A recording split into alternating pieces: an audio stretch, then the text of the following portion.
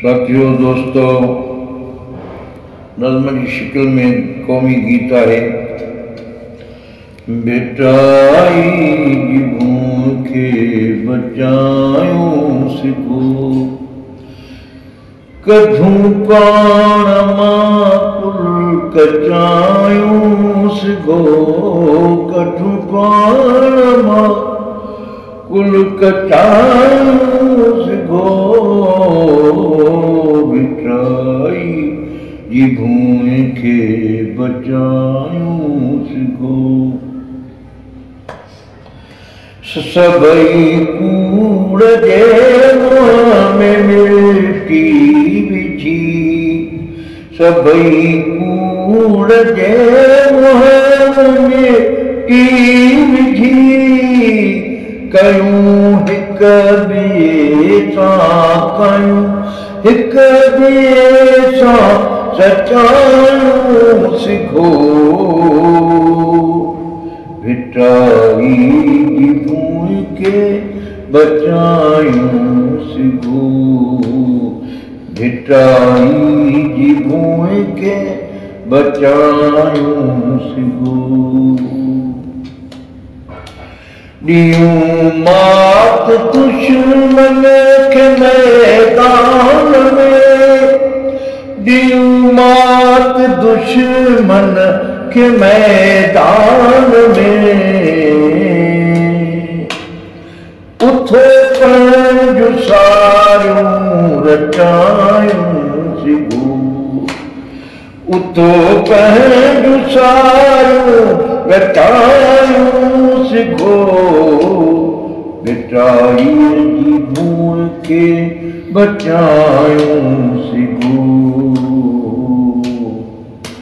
बेटाई जी भूखे बचायूं सिखो। कढूं ज़िल्लतूं क़ौम जे घट गिठीअ मां, कढूं ज़िल्लतूं क़ौम जे घट गिठीअ मां, पचण सां पचण खे पचण सां पचण खे पचायूं सिखो। बेटाई जी भूखे बचायूं सिखो, बेटाई जी भूखे बचायूं सिखो। कयूं कारनामा जो दुनिया मने, कयूं कारनामा जो दुनिया मने, अचो पंहिंजे सच खे मञायूं, अचो अचो पंहिंजे सच खे मञायूं सिखो। बेटाई जी भूखे बचायूं सिखो, बेटाई जी भूखे बचायूं सिखो। सितमगर जो साहिबो नहाणे सितम, सितमगर जो साहिबो नहाणे सितम,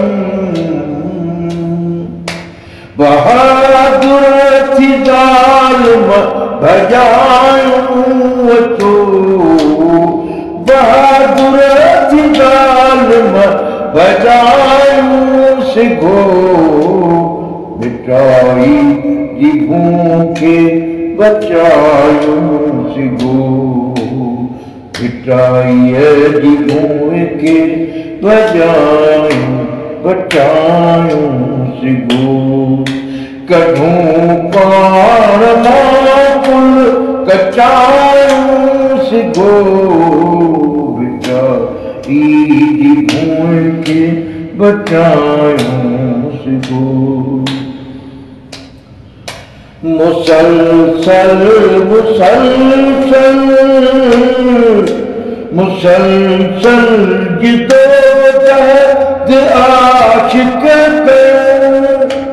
मुसलसल जिदो जद आशिक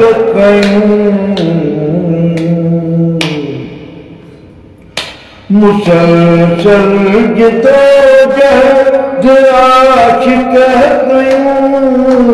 वतन कयूं और चायूं सिगो वतन कयूं और चायूं सिगो बिचाई जी भूखे बचायूं सिगो कॾूं पाण माकुल कचायूं सिगो बिचाई जी भूखे बचायूं सिगो बिचाई जी भूखे बचायूं